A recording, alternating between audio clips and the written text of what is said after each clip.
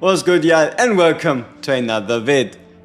In this one, we'll be taking a look at the 3 brand new 2nd anniversary tactical mastery heroes. Everything from kit to everything else. For me, it's also going to be pretty much first impressions, because these heroes have just been added like a couple of hours ago, so I didn't have any time to test them in advance and like prepare stuff. So we will be going over their kits in the order of their BP, I guess. So we'll start with Moriden, then Valara, and we finish it off with Astrael. Moriden is a limited 200 for blues. Valara is going to be ancient exclusive, and Astrael is going to be a free shard fusion for everyone. You know what always brightens my day? This. Twice. So, without further ado, I cannot wait!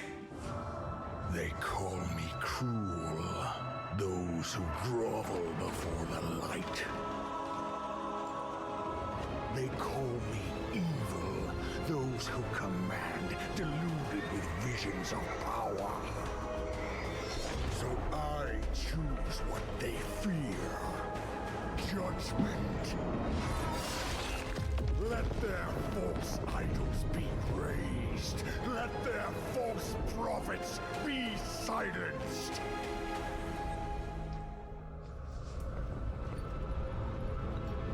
Let it be known that from ruin, a new truth shall rise. Death. I really love the color scheme. I love black and green together. I love it. But without further ado, I know you're all waiting for the kit. So let's mute the audio here. I'll obviously put a different audio track below. Okay, here we go. Talent. When deployed, triggers Deep Cleave that deals 300% depth penetrating damage. So the way you read this is the same as a Silas ultimate, which ignores 100% of defense to one enemy in basic attack range. If no enemies are in range, he enters instead a charging state, during which he gains a stack of Dark Infusion every 5 stacks. Dark Infusion increases his base attributes by up to 50% during the next Prince of Darkness state and extends the duration by 4 seconds. So you can increase the duration by up to 50% and the buff state by 50% and the duration by 20 seconds. This effect can stack up to 5 times. At max stacks, Dark Infusion changes charging state to restore 10 rage for the hero per second. So, okay, so you place him down. If there's no target, he charges this stat buff up to 50% and 20 seconds longer, probably ult. And if he has 5 stacks, he then generates more rage, so you can ult. Alright. Basic attack. Double range, very important. 120% damage to one enemy. Soul Sunder. During the ultimate, Soul Strike has a 25% chance to be enhanced, ignoring 60% of the target's defense and restoring 50 rage for the hero upon the cast. Soul Strike.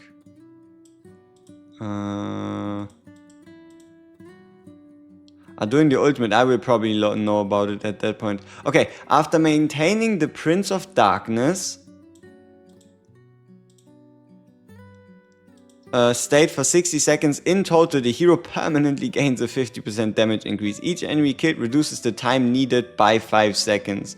So 12 enemies, 50% damage increase, or 60 seconds total. So this should tie it all together. Black Wind. Chooses and teleports to an unoccupied ground tile within 3 tiles.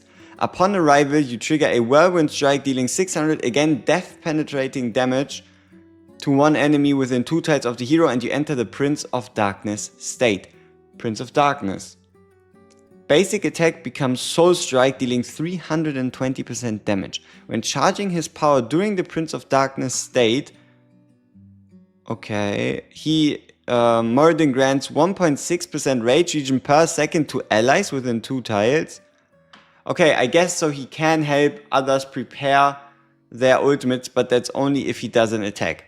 So this is his basic attacks now become Soul Strikes. And this right here says that during the ultimate you have a 25% chance to ignore 60% of the target's defense and restore 50 rage upon casting a basic attack, right? So Soul Strike is the basic attack during ultimate. And now make or break, bond skill. Obtain the hero Valara Soul's Guide to unlock the following bonus. Reduce initial cost deployment by 6 and gains max stacks of Dark Infusion instantly upon deployment. Big, but definitely not big enough to say, okay, you need a Valara for him to be good. Now, yes, I know for those of you that are already in the know, the true make or break is always going to be the Awakenings. A1. During the ultimate, increases the chance to trigger Enhanced Soul Strike by 20%, so a total of 45% to be ignoring 60% of the target's defense. 300 basic attack. Oh, we didn't look at its base stats. Base stats. 28,000 HP, decently tanky, 5,400 attack, a bit on the lower-ish side when it comes to fighters, but he does have defense penetration. And then 2.6 seconds standard interval. Okay, A3. When triggering the ultimate at max stacks of Dark Infusion, which only works with the bond skill or after not attacking after being deployed, you gain an extra 10% boost to the base attributes, so from 50% to 60%. During the Prince of Darkness state, when not in charging state, can also restore rage for nearby allies at half the normal value. Okay, so if you just use the ultimate, you permanently restore 0.8% rage to allies within 2 tiles unconditionally on A3. A4 is 8% penetration, and A5, the maximum, after maintaining the Prince of Darkness, which is the ultimate state, for the required duration, which is 60 seconds, the hero gains 30% extra physical damage reduction and magical damage reduction. Okay, so A5 is definitely not a must-have and doesn't seem to be in the realm of a Kigiri and a Wukong, just from first read. But, okay, so the way you obviously enter this state right here is pretty much this duration is 20 seconds, and with maximum Dark Infusion stacks, you're gaining another 20 seconds. So you either need to use a fully empowered one once and then an ultimate, or in total the ultimate 3 times to get the full buffs. Alright, I obviously won't be able to give you any results yet, like any crazy testing results or whatever, but we can definitely take him at least into, exclusive artifact. That one exists too. What it do? Increases single target damage by 20%. Whirlwind Strike and Deep Cleave. Deep Cleave is the one upon deployed. Whirlwind Strike is the Whirlwind Strike.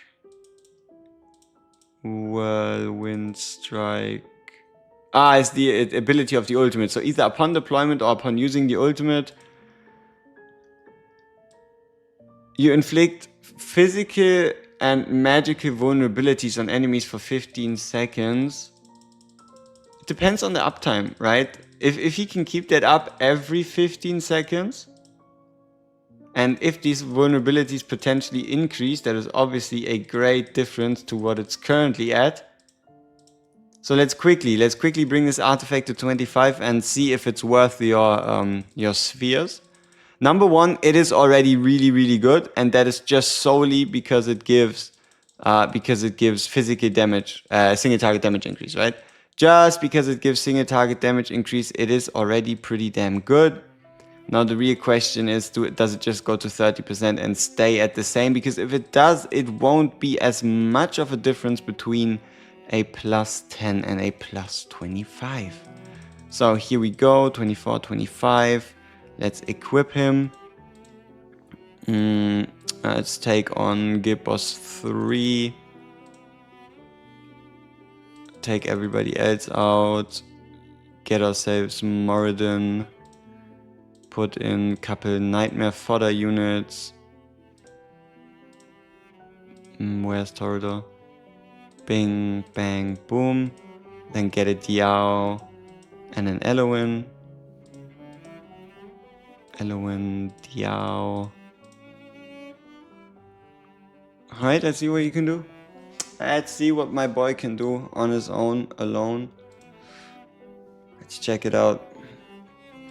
A0, right? So Moriden first, we place him down. He comes riding in as like the spirit horseman. He looks invisible, right? Like, to be honest, I think you cannot get attacked by non-AoE if you don't move the placement. At least in all the videos and such, it did look like it. So that would be at least very, very useful. Okay, let's see. So we have our nightmare bonus active. We got to 2 times speed.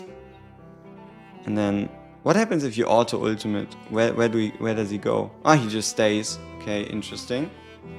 So auto ultimate just lets him stay in place and enter his powerful state. Okay, what can we glean?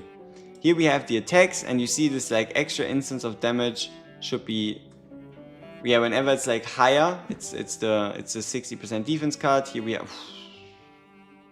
a milli. That is pretty sweet. A milli is pretty sweet. And then we have the vulnerabilities here, but you can see they do run out, right? Like, yes, upon him using his ultimate, he'll have the vulnerabilities up for around 75% of the time.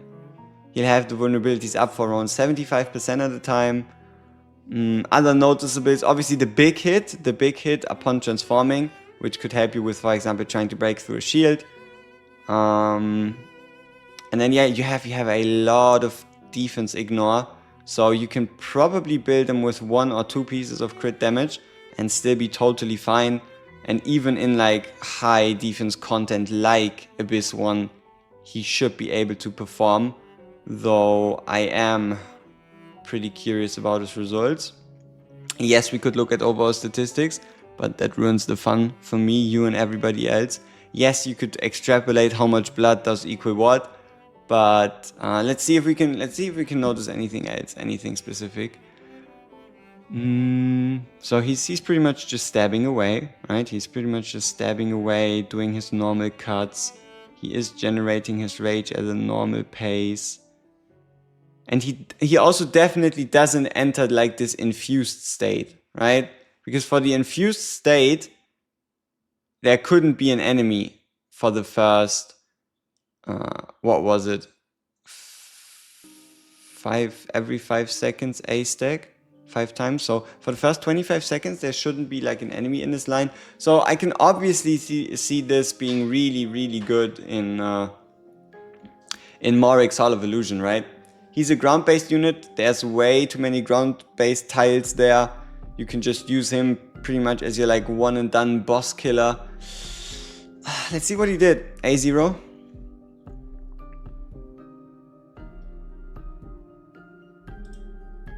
$143 million.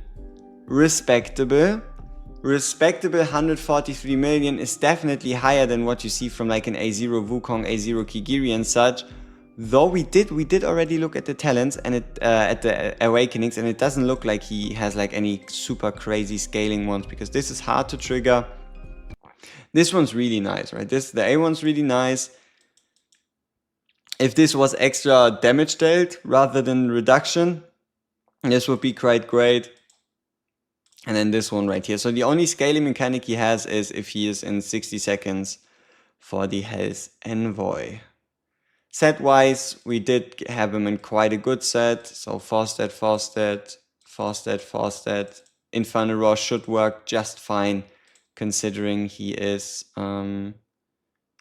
legit saying in this Prince of Darkness, his basic attack becomes a Soul Strike. Alright, so this was Moriden, but we still have 2 more left to go. Alright, here we go. Valara, Soul's Guide. Darkness has obscured the light we once knew, and death's cold march has scarred this land. But listen well, children of Elindris. Do not weep amidst the rubble, gripped by fear. Gather your blades and rise. Wet them upon these broken stones. So it is the other side, the good side of the battlefield. Again, nice trailer. Beautiful music composition. Gives you that heroic vibe you're kind of like looking for. So let's check it out. Let's check it out in detail. First off, base stats low, very low HP, but high attack. So around 12k less than what a Moriden has, but around 500 more basic attack. Skills. Talent. Can be deployed on platform tiles. When deployed, gains invisibility and cannot block enemies. When attacking, has a 20% chance to deal 200% AoE damage. All direct damage dealt by the hero inflicts slows and has a 20% chance to also inflict radiant erosion. Basic attack. Interesting range, so like this Epson Araka range. Deals 120% AoE damage to the target and their surrounding enemies, hitting up to 5 enemies. Guiding Light. During the ultimate, increases the chance of inflicting radiant erosion from the talent from 20% to 40%, so by 20, and attacking targets inflicted with radiant erosion deals 30% extra true damage in form of attack, or like 30% attack as true damage. Every 15 seconds deals 400% AoE damage to 10 enemy targets in range and knocks back ground targets while inflicting magic rest reduction on them.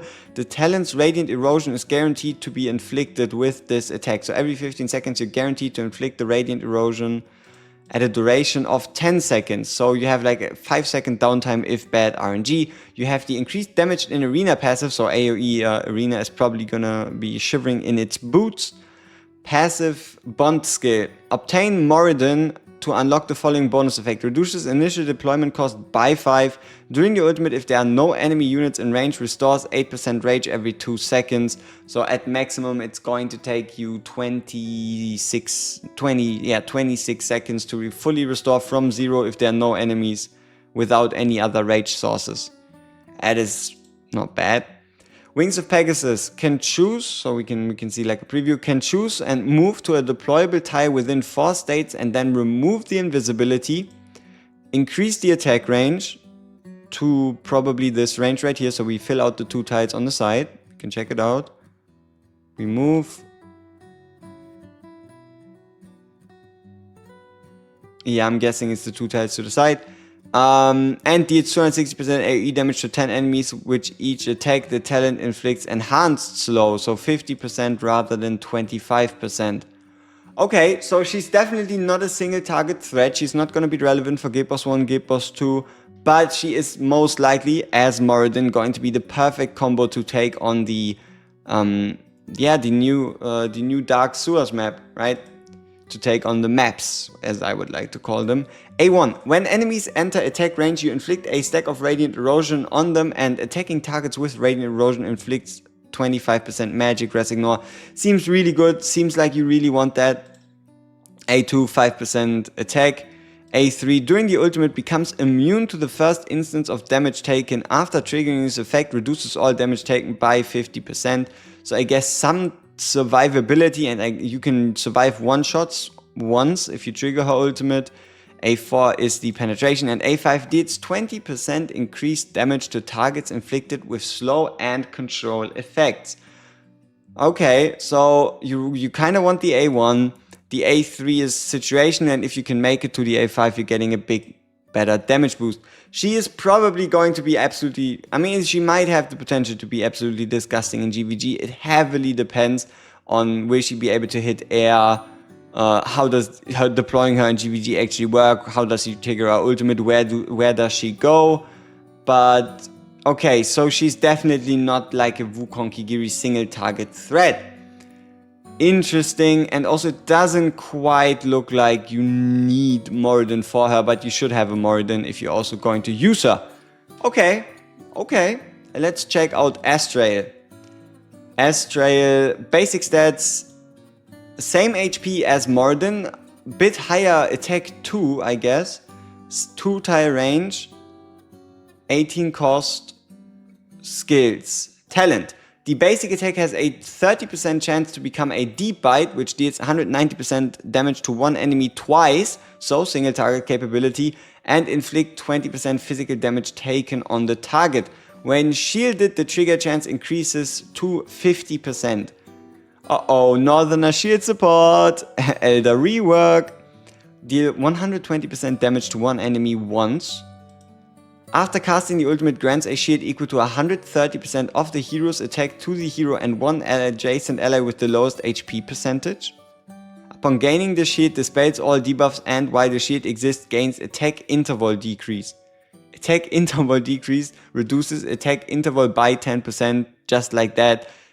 They want you to run him together with Faixia. They want you to run him together with Faixia 100%. The shield lasts for 15 seconds. Next passive, Blood Feast. When adjacent allies deal damage with basic attack, they restore 3% HP. This effect is doubled when they are protected by a shield from Vampiric Aura, so this one. So another Volker passive, so if you run him and Volker together, you should be restoring 5% max HP per basic attack. Let's quickly fact check that one. So we go to Volker, we go to the passive, and it's 2%. Yes, so you're restoring 5% HP per basic attack if you've got a Astrael and a Volker on the field. Ultimate. Can choose to charge to an unoccupied ground tile within 3 tiles, dealing 200% AoE damage to up to 5 enemies in path. After casting this skill, the hero is enhanced, gaining 60% attack increase and guaranteeing that the next basic attack during this enhancement becomes a deep bite, meaning that it deals damage twice as well as inflicts the vulnerability. But it's only one basic attack, and this enhancement buff lasts for 15 seconds. Interesting. Okay, so he seems like more of a support, but also DPS, but not on the level as Moriden. We don't know where we get the awakenings. They might all be free in like an event stage or such, but for now let's check it out. The damage of each instance from Deep Bite increases to 220, which means you're gaining overall 60% total more. Seems quite decent, especially in the ultimate. Deep Bite has a 30% chance to be cast twice on the same target. Okay, this might actually make him a single target threat. And then the A5, when the shield from Vampiric Aura ends, restore 20% HP and 10% rage to the shield bearer.